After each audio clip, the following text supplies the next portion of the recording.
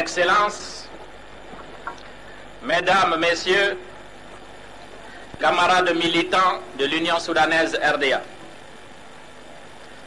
En ce 4e anniversaire de notre liberté retrouvée, au nom de la République du Mali en fête, de Kidal à Kaye, de Nara à Kolondiéba, en passant par Bamako rassemblé ici sur ce boulevard de l'indépendance, Bamako chargé de tant de souvenirs, de luttes et de victoires en faveur de l'unité africaine et de la solidarité révolutionnaire entre les peuples, au nom du Parti du peuple tout entier, l'Union soudanaise RDA, il m'est un grand honneur et un grand plaisir de saluer la présence parmi nous d'illustres personnalités qui nous ont fait l'amitié inestimable de venir jusqu'à Bamako manifester leur sympathie à notre jeune République.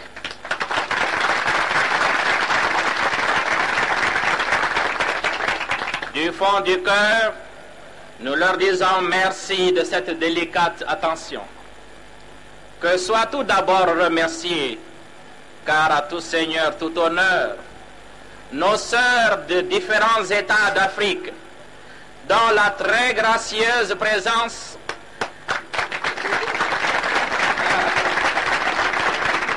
contribue à faire de cette fête malienne une fête africaine. Les rencontres fréquentes et amicales entre les femmes africaines, entre les jeunes africains, entre les travailleurs africains, entre les organisations démocratiques africaines, vivifient l'organisation de l'unité africaine scellée à Addis Abeba, confirmée au Caire et tendent à en faire une force qui compte et comptera de plus en plus sur la scène mondiale.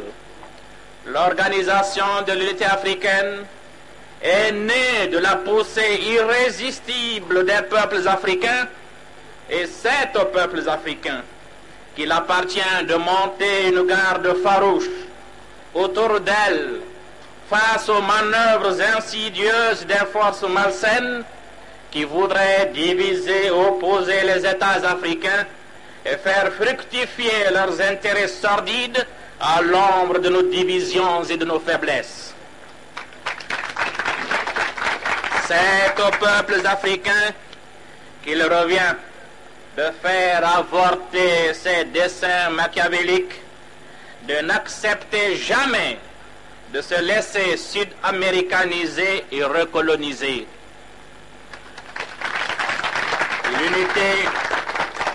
L'unité, plus que jamais, est la condition de la survie de l'Afrique, de son indépendance, de sa dignité.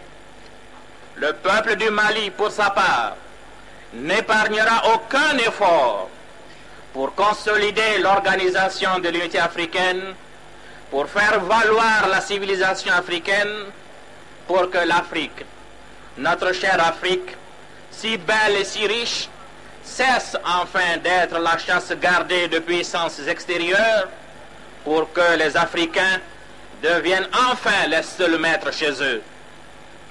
Nous prions donc nos sœurs ici présentes de bien vouloir transmettre à leur peuple, à leur parti, à leur gouvernement, ce message de foi en les destinées africaines du peuple de la République du Mali, de son parti et de son gouvernement. Que soient ensuite remerciées toutes les hautes personnalités de France, dont la présence ici au Mali nous honore grandement.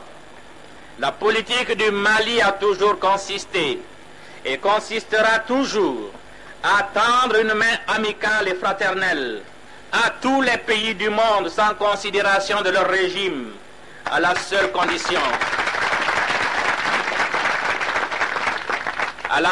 condition du respect réciproque des options et de la non-ingérence dans les affaires intérieures. Le nombre et la qualité des pays représentés au Mali, la présence à la tribune d'honneur d'augustes personnalités d'Europe attestent que cette politique de la main tendue du Mali rencontre partout dans le monde des échos favorables. Soyez assurés, messieurs, de la constance de la République du Mali dans cette politique invariable d'amitié et de coopération avec tous les pays du monde, politique qui contribue sans aucun doute au maintien de la paix et de l'entente dans le monde. Nos remerciements vont également à ses camarades militants français de l'Union soudanaise RDA, aux camarades Morley et Fayette.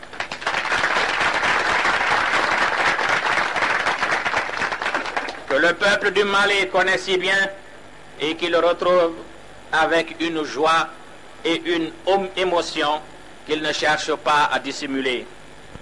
Fidèles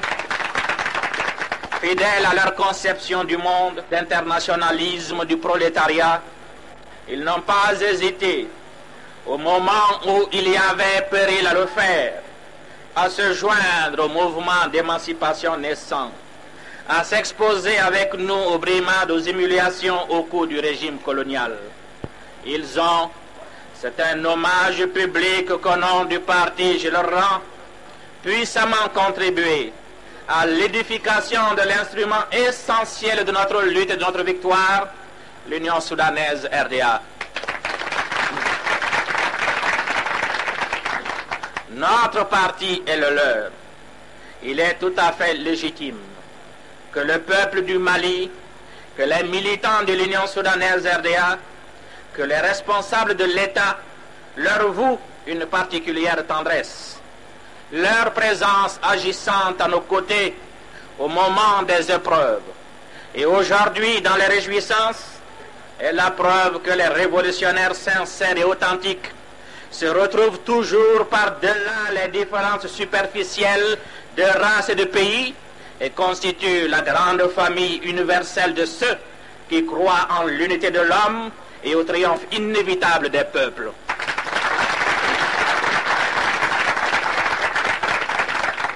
Nous remercions ensuite, messieurs les anciens gouverneurs de l'ex-Soudan français et leurs dignes compagnes du grand honneur qu'ils nous font de venir célébrer avec nous notre indépendance.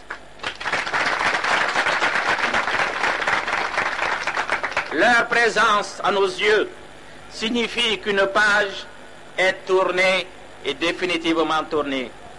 Elle signifie également que notre combat n'était inspiré par aucune haine, qu'il n'était dirigé ni contre un pays, ni contre des hommes, mais uniquement contre un système. Je tiens à exprimer ici, au nom du peuple du Mali, à M. Lovo et j'ai la grande et amicale considération de toutes les couches maliennes.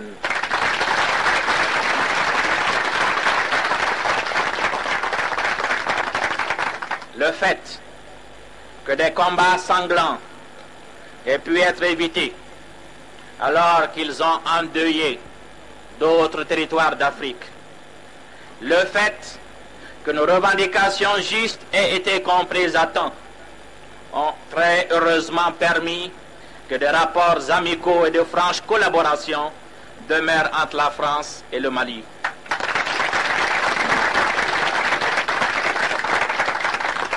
La République du Mali, quant à elle, accorde toute son importance au maintien et au renforcement de cette coopération avec la République française. Il n'est un secret pour personne que le peuple du Mali éprouve une grande amitié et une profonde admiration à l'endroit du peuple français, héritier de la grande révolution de 1789, héritier d'une civilisation humaniste et démocratique. Et ce n'est un secret pour personne non plus que le gouvernement du Mali considère la politique extérieure du général de Gaulle consistant à rejeter l'emploi de la force et l'immixtion comme un élément déterminant du maintien de la paix et de l'indépendance des peuples d'Afrique d'Asie et d'Amérique latine.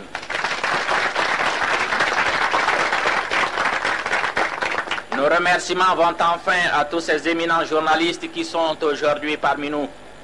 En réalité, leur métier, rechercher et diffuser des nouvelles exactes, rechercher et dire la vérité.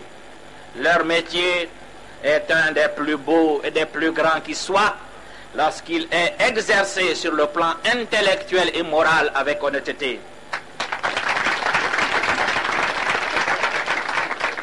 La presse est irremplaçable en tant que facteur de compréhension et finalement de rapprochement, d'entente entre les États et le peuple. Par-delà les falsifications grossières, les propagandes intéressées et simplistes qui ont tenté de discréditer notre République, vous aurez l'occasion, messieurs les journalistes, de vérifier par vous-mêmes, en toute liberté, l'attachement passionné du peuple du Mali à son parti, à son gouvernement, son adhésion totale à l'option socialiste du 22 septembre 1960. Son adhésion totale à l'option socialiste du 22 septembre 1960, parce que cette option, librement faite, est simplement et bien évidemment conforme à ses intérêts, à la situation et aux possibilités du pays. Vous constaterez la grande amitié des Maliens pour tous les peuples du monde. Chez nous, pas de racisme ni de xénophobie. Vous verrez par les tam-tams, les danses, les manifestations de toutes sortes que la révolution en République du Mali se fait dans la joie. Nous espérons que vous emporterez de votre voyage au Mali un agréable souvenir. Auprès de tous nos honorables invités, nous nous excusons de la modestie de nos moyens, mais c'est avec tout notre cœur que nous les accueillons. Notre profond attachement à la cause de la paix et de l'amitié entre les peuples nous fait cependant un impérieux devoir de dire notre grande inquiétude et nos angoisses devant ces graves menaces de guerre qui pèsent sur la tête de l'humanité. Tous ces cliquetis d'armes, cette fièvre de conquête, ces agressions brutales au mépris de la morale internationale, au mépris du droit international, au mépris du droit imprescriptible des peuples à disposer d'eux-mêmes, ces violences extrêmes exercées à Cuba, dans le sud-est asiatique, au Congo-Léo, ces menaces peu honorables d'utilisation de la bombe atomique contre des peuples pacifiques, tout ce déchaînement de haine et d'appétit de puissance ont assombri le climat international. Les peuples du monde sont indignés de cette audace inouïe des forces d'agression et de l'impunité dont elles bénéficient. Fidèle à sa politique de non-alignement, hostile au colonialisme, à l'impérialisme et au néocolonialisme, la République du Mali dénonce et fustige ces atteintes graves à la liberté et à la dignité des peuples et affirme sa détermination pleine et entière à prendre ses responsabilités, toutes ses responsabilités, au sein de l'organisation mondiale et au sein de l'organisation africaine, pour qu'un terme soit mis le plus rapidement possible à ces pratiques dangereuses et barbares. Du haut de cette tribune, nous lançons un appel solennel pour qu'il soit renoncé à cette politique d'expansion et de conquête, pour que soient prises en considération les aspirations des peuples, si petits et si faibles soient-ils. La voie de la négociation, de la recherche patiente et pacifique de la solution des différends est seule conforme à l'intérêt de tous les États et de tous les peuples du monde. La politique de la force, la politique de la guerre, qui ne profite qu'à des intérêts bien précis de certains groupes, cette politique-là a toujours abouti à la catastrophe, pour cela même qu'il la préconise, car les peuples finissent toujours par triompher. C'est ce message de raison, de paix dans le monde, que la République du Mali tient d'abord à faire entendre et espère qu'il sera effectivement entendu. Les historiens retiendront sans conteste, camarades, la période qui s'est écoulée entre septembre 1963 et septembre 1964 comme l'année de démarrage décisif de l'industrialisation de la République du Mali.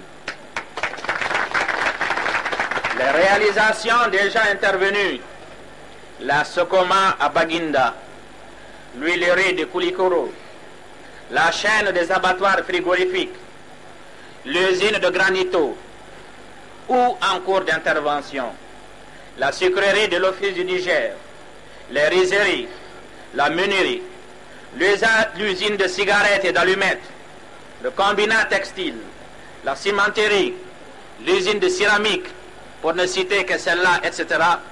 Ces réalisations représentent comme signification et comme portée un changement radical, total, par rapport à l'époque coloniale, par rapport à la situation exclusivement agricole de notre pays, dont toutes les richesses, toutes les matières premières étaient drainées vers l'extérieur et qui servaient de déversoir au trop plein d'articles manufacturés des pays d'Occident.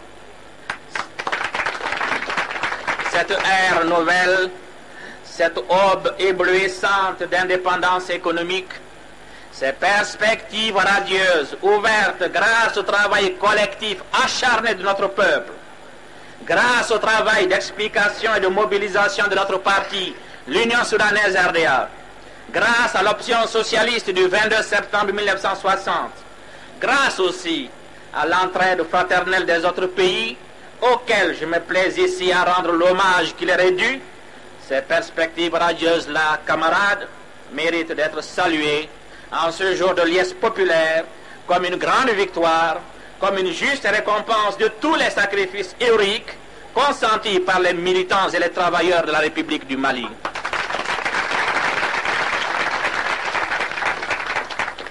Oh, il ne s'agit pas de sombrer dans une satisfaction béate, de déposer les armes et de se dépêcher de jouir des fruits de la victoire. Il ne s'agit, nous l'avons dit, que d'un commencement. Seuls les jalons ont été opposés. La bataille de l'industrialisation, la bataille de la production est la bataille décisive du XXe siècle, et cette bataille-là est longue et dure. Nous avons certainement commis et commettront encore certainement des erreurs, mais quel pays fait exception à cette règle? L'essentiel est de tenir ferme, de demeurer lucide et vigilant, de faire de l'analyse de chaque revers un tremplin pour de nouveaux succès, de consolider sans cesse ses bases pour avancer d'un pas plus assuré. Consolider ses bases pour la République du Mali signifie continuer d'accorder à l'agriculture toute la priorité qu'elle requiert. Si j'ai commencé le bilan de cette année par le démarrage de l'industrialisation, c'est pour souligner la nouveauté de l'événement et sa signification profonde. Il n'en reste pas moins que toute l'attention du parti du gouvernement, tous les soins jaloux du peuple vont vers l'amélioration, la diversification et la production agricole. Mettre en place les structures socialistes là où elles n'existaient pas, les parfaire là où elles existent, améliorer, moderniser les techniques culturelles, introduire des variétés nouvelles, augmenter la production et la productivité, faciliter la commercialisation, voilà ce qui a été fait depuis le 22 septembre 1963. Et en dépit de mauvaises conditions climatiques, et de pluies tardives qui ont affecté le mil et le riz, et de la rosette qui a attaqué les arachides, on a enregistré néanmoins une bonne récolte dans l'ensemble. Notre satisfaction est grande de constater que la production du coton a battu tous les records, atteignant une augmentation de 412% en 1963-64 par rapport à 1959. 15 763 tonnes de coton ont été commercialisées contre 6 400 tonnes en 1962. 105% de plus que les prévisions du plan. Le rendement moyen à l'hectare, si l'on considère la culture sèche, est de 300 kg contre 200 précédemment. En certains endroits, il atteint et même dépasse 3 tonnes à l'hectare. Notre satisfaction est grande également de voir les expériences tentées pour l'introduction de la canne à sucre et du thé couronnées de succès. Le gouvernement a contribué au bon résultat de la campagne agricole en distribuant 30 000 charrues, 3 000 houes, 2 000 herses, 2 800 pulvérisateurs, 84 000 litres d'insecticides, en faisant fonctionner également une quarantaine d'écoles saisonnières, en approfondissant l'encadrement rural, en poursuivant les travaux d'infrastructure et d'aménagement hydro-agricole. Des milliers d'hectares ont été aménagés dans les diverses régions de la République, des puits forêts, des éoliennes mises ou remises en marche. Et il faut également saluer comme un événement de grande portée l'entrée en masse sur le champ de bataille de la production agricole et de l'aménagement du territoire de notre vaillante armée révolutionnaire et populaire, de nos services de sécurité et tout naturellement de nos jeunes du service civique. Défendre avec acharnement, les armes à la main, la patrie et ses conquêtes socialistes, manier avec dextérité la daba du cultivateur, voilà ce en quoi se distingue notre jeune armée et nos forces de sécurité, voilà ce qui les honore, voilà ce qui fait de nos soldats et de nos agents de sécurité les dignes fils de la République du Mali.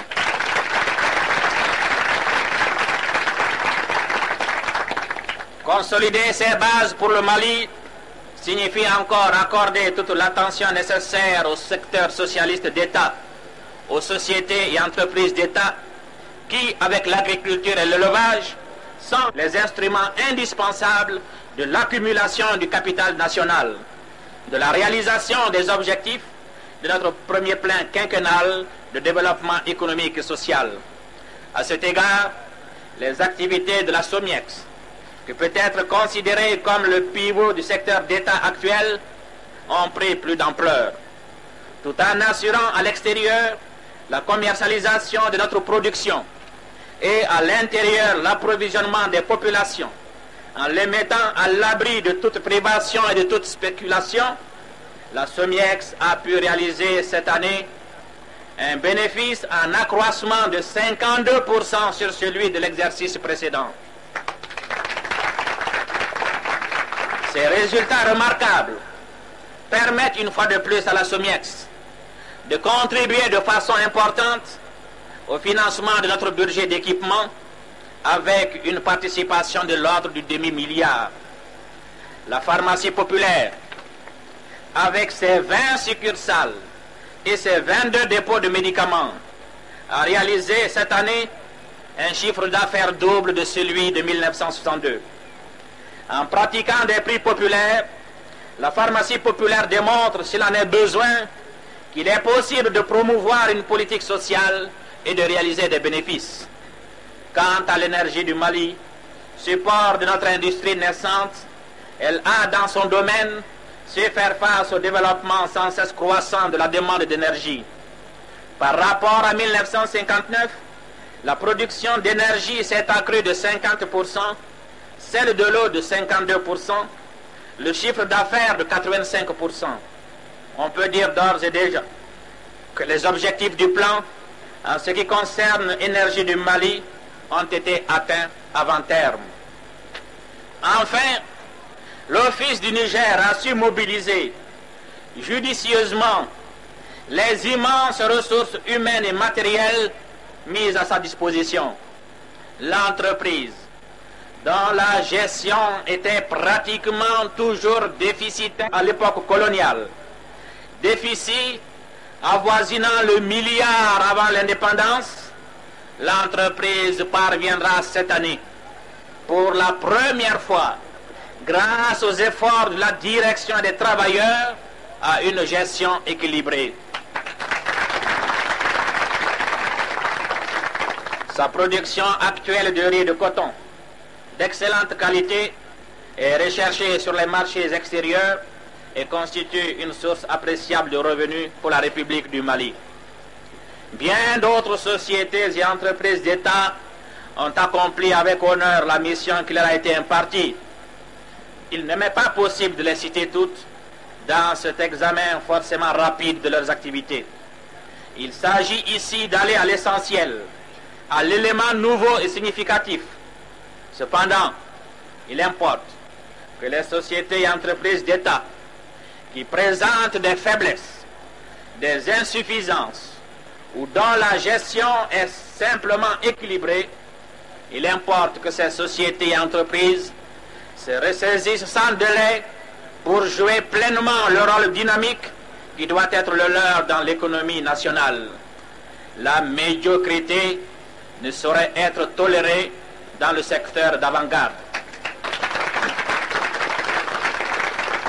Consolider ces bases pour la République du Mali signifie également mettre l'accent sur l'extension nécessaire de son infrastructure routière, fluviale et aéronautique. Actuellement, plus de 700 km de routes ont été bitumées contre 300 en 1961. Et il est tout à fait raisonnable de penser que les 1500 km prévus pour 1966 le seront effectivement. Les travaux réalisés en 1963-64 ou en cours concernent l'élargissement, le bitumage de la route Bamako-Ségou, l'aménagement et le bitumage de la route Bougouni-Sikasso-Zégoua, frontière Côte d'Ivoire, et la construction du pont de Koro. Les routes Sianso-Kemparana-Koutiala, Bla-Koutiala, Bamako-Koulikoro, Kabara-Tombouctou. L'ensemble de ces travaux s'élève à 4,750 milliards de francs maliens. Il convient de citer également, au niveau de l'aéronautique, la confection de 2 nouvelles pistes d'atterrissage à Nioro et Elimane. L'importance de l'extension de notre réseau national, tant au point de vue de l'interpénétration des hommes et des idées, qu'au point de vue du développement économique général, n'échappe à personne. Consolider ces bases pour la République du Mali signifie enfin tenter de parvenir à une connaissance aussi exacte que possible, aussi précise que possible, de toutes ces richesses nationales, humaines et matérielles. Cerner de près la réalité pour pouvoir ensuite faire des projections audacieuses, mais sûres dans l'avenir. Telle est la condition de réussite de toute planification rationnelle. À cet égard, notre jeune service national de la statistique, puissamment aidé par le parti et le gouvernement, est en train d'accomplir un travail d'importance majeure et nous fondons beaucoup d'espoir sur la grande enquête agricole menée actuellement sur l'ensemble du territoire national.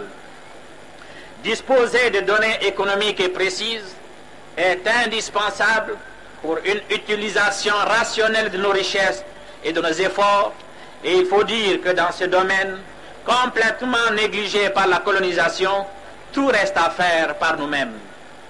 Camarades, si notre parti, l'Union soudanaise RDA, si notre gouvernement accorde tant d'importance à la production, tant d'importance à l'industrialisation, ce n'est pas, bien entendu, pour le vain plaisir d'exhiber des statistiques triomphales, de montrer à des visiteurs des usines, de jouer aux apprentis sorciers du développement pour le développement. Non, si nous nous sommes entièrement mobilisés pour changer coûte que coûte, vaille que vaille, les mauvaises conditions économiques actuelles, archaïques et désuètes, c'est que nous avons comme objectif et comme idéal de changer l'homme en changeant ses conditions matérielles d'existence.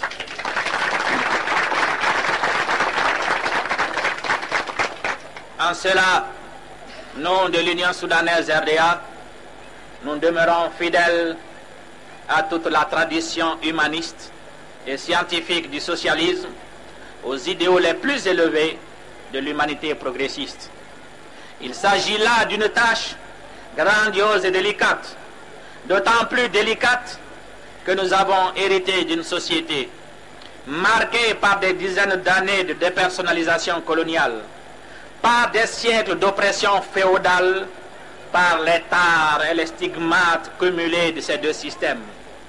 Rien d'étonnant dès lors que nous ayons accordé une attention passionnée à l'éducation. La réforme de l'enseignement est intervenue pour faire pénétrer dans les esprits les nouvelles conceptions de la vie, l'amour de la patrie, l'amour de l'humanité, la foi dans le progrès. En un mot, toutes les conceptions socialistes. La réforme de l'enseignement a cette année étendu ses effets bénéfiques à l'ensemble de notre système scolaire. Le changement qualitatif radical dans les programmes s'accompagne d'un changement quantitatif dans les effectifs. Plus de 124 000 élèves ont suivi en 1963-1964 les cours de l'enseignement fondamental du premier cycle, contre 54 000 en 1959. Plus de 13 000 élèves ont bénéficié du deuxième cycle fondamental, contre 8 000 en 1962. Presque 1 millier d'étudiants et de stagiaires poursuivent leurs études à l'extérieur, contre un chiffre vraiment dérisoire avant l'indépendance. Plus de 360 millions de francs maliens ont été consacrés en 1963 à 1964 à l'achat de livres et fournitures par le gouvernement, contre 8 millions en 1959. 2 millions de cahiers ont été distribués gratuitement aux enfants, contre 300 000 en 1959. Plus de 331 000 livres scolaires distribués également, contre 15 000 en 1959. Rien d'étonnant non plus. Eu égard à nos objectifs de libération totale de l'homme et d'éclosion de toutes les beautés cachées en lui, si l'année écoulée a été marquée sur le plan de la culture par cette magnifique semaine de la jeunesse, création originale de la révolution malienne. Cette semaine de la jeunesse, dans les pièces de théâtre, les ballets, les chants ont atteint une plénitude, un niveau qui témoigne de la capacité de notre jeunesse à assumer un art nouveau, une conception nouvelle de la vie et des rapports sociaux à la mesure de l'homme nouveau, bâtisseur de la société socialiste. Nos artistes nationaux, qui ont également remporté le premier prix au Théâtre des Nations à Paris, mettent leur grand talent au service exclusif de la révolution du peuple. Rien d'étonnant à ce que nous ayons cette année encore consacré tant de soins à la santé des populations, tant de soins à leurs loisirs, tant de soins à la construction de logements décents. Rien d'étonnant à ce que les travailleurs de la République du Mali aient consenti cette année encore tant de sacrifices. Si nos travailleurs acceptent des diminutions de salaire, alors qu'ailleurs les syndicats déclenchent des grèves pour leur augmentation, c'est que nos travailleurs connaissent parfaitement les nécessités de la construction nationale, le prix à payer pour la liberté et la dignité.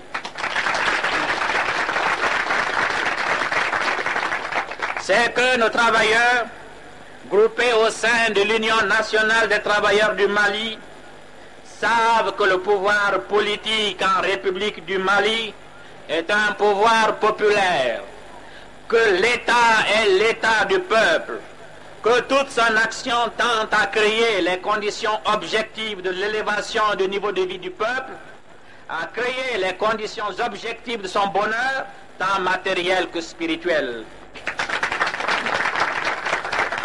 Parti du peuple, au service exclusif du peuple, tel est, tel demeure notre glorieux parti, l'Union soudanaise RDA.